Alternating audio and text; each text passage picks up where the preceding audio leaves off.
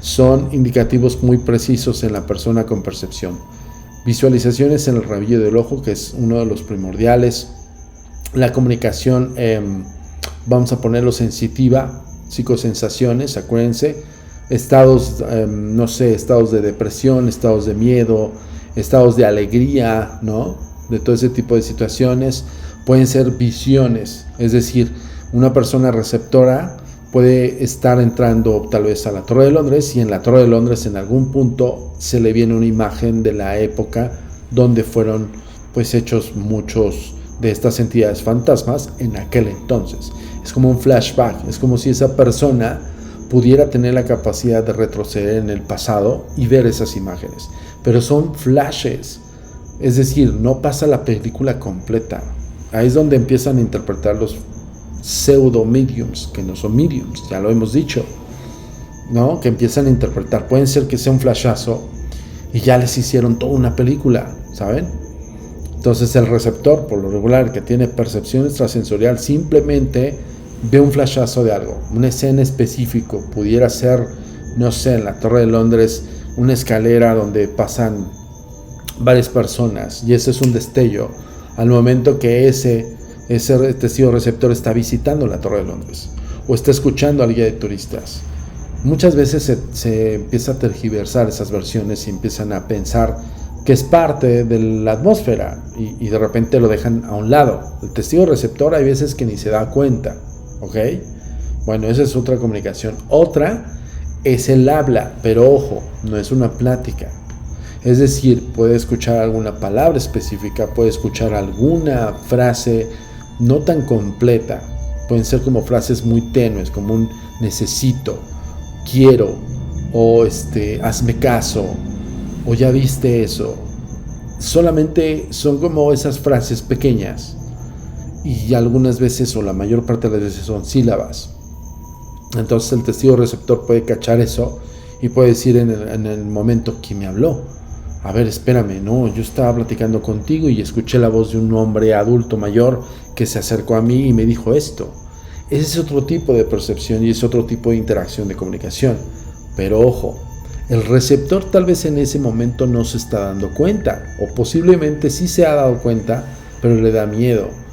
Sin embargo, la entidad espiritual que está interlocutando con ese receptor, es decir, la entidad espiritual que busca esa comunicación, es muy probable, si no es que es lo más fidedigno, que esa entidad te esté viendo completamente y con quién estás y en dónde estás y qué estás haciendo. Por eso entramos al tema de que entran en una conciencia, o sea, se hacen conscientes. Es decir, yo veo a mi testigo receptor, si yo fuera una entidad espiritual, y lo observo, lo veo, y si yo estoy ensimismado en mi entorno, en mi espacio y tiempo, y de repente veo a esa persona, me le acerco y le digo a esa persona: por favor, ayúdame. Tal vez, posiblemente, mi frase, el testigo receptor escuche nada más el ayúdame, ¿no? Esa es la diferencia, y es por eso que se estudia todo esto. O sea, no puedes, y lo que les decimos es por una data de poco más de 350 casos desde que fue originada la Agencia Mexicana de Investigación Paranormal hasta estas fechas. Poco más de 350 casos documentados en los cuales ves cómo la interacción con los receptores es así, es ambigua, son frases muy pequeñas. Por eso se adecuan elementos de comunicación espiritual, como la sesión Ouija. Por eso nosotros pues nunca la vemos como algo satánico, diabólico. Al contrario, la vemos como un elemento importante de comunicación para justo descifrar ese misterio de esa frase o de esa sílaba o esa palabra que escuchó el receptor.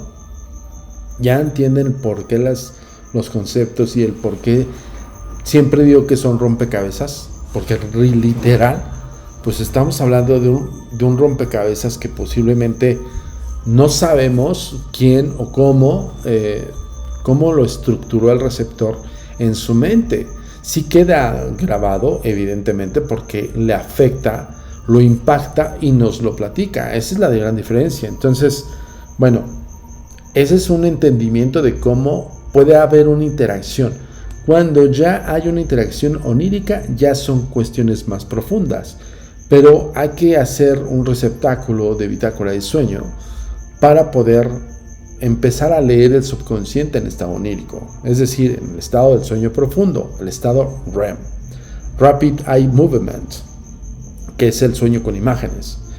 Entonces es posible que la entidad espiritual que ya vinculó con ese testigo receptor, lo vimos en el ejemplo claro del podcast anterior del desenlace del caso de Florencia, del expediente de Florencia, de cómo su hija pues le daba todos los datos en el sueño y estaba fehacientemente de todo lo que le sucedía. Es decir, la comunicación con una entidad espiritual se vinculó de tal manera que en el sueño le expresaba todo e incluso la llevaba a esos mundos.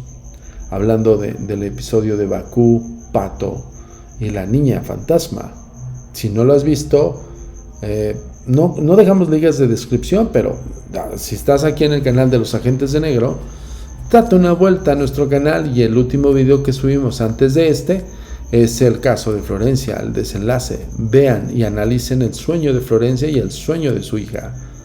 Y ese es otro ejemplo claro de cómo se manifiestan las entidades. Por eso sí podemos, y la verdad, con fundamento, cuestionar a toda aquella persona que te avienta toda una letanía, o sea, toda una oratoria de que no, yo platiqué con tu abuelito, tu abuelita. No, eso no es cierto. Está especulando y está totalmente metiéndolo en su cabeza como imaginativa. Por eso hay que tener mucho cuidado con esos conceptos. De verdad, se los decimos y se los vamos a repetir. Y a quien le incomode, como se lo dije a Jordi, te reto. Yo te reto. A ver si es cierto. A la fecha no hay nadie.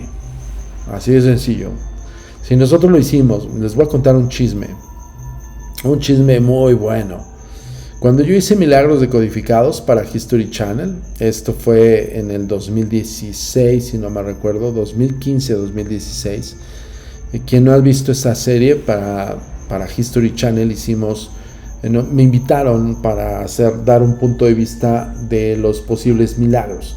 Por eso se llamó la serie Milagros Decodificados. Y recuerdo perfectamente que a mí me contrataron para justo que diera mi punto de vista y también me pidieron que yo decodificara un supuesto milagro. Yo dije, sí, con todo gusto. Claro, dime quién es la persona que va a hacer pues, el analizado, ¿no? Entonces, de primera mano, y eso no lo digo yo, están los productores de History Channel en Demol, Argentina. Está el productor, que no recuerdo su nombre, pero también está una productora en línea en México, que perfectamente nos ubicamos, le mandamos un saludo. Y pues bueno, recuerdo perfectamente que ellos me dijeron, uy, Samudio, nos corres a los que vas a decodificar los milagros. Yo, ¿cómo? Sí, es que a la que teníamos en vista de poder hacer el capítulo de la decodificación de tu persona, o sea, es decir, de Agencia Mexicana de Investigación Paranormal, Antonio Zamudio iba a decodificar el supuesto milagro de una medium. Se nos echó para atrás desde el momento que supo que eran ustedes. Se los juro, yo no miento, ahí están los datos de la producción en Demol, Argentina. Y eso fue Milagros Decodificados, segunda temporada. Y pues es una medium pues que sí fue muy connotada en sus tiempos. Nada más les voy a dar un dato, era de los de Extra Idiotas. Entonces, pues ya les dije todo. Una medium. Entonces, y ella preguntó que quién iba a decodificar el milagro, ¿no? Y a mí me dijeron los productores, en cuanto le dijimos, se bajó. En pocas palabras yo les digo, se echó para atrás. Entonces, pues dije, bueno, ok, pues entonces, ¿quién? Y fue cuando hicimos una búsqueda. También me dijeron, proponnos a alguien. Dije, híjole, pero es que no sé si algunos acepten o no. Muy pocos son los mediums que yo conozco reales.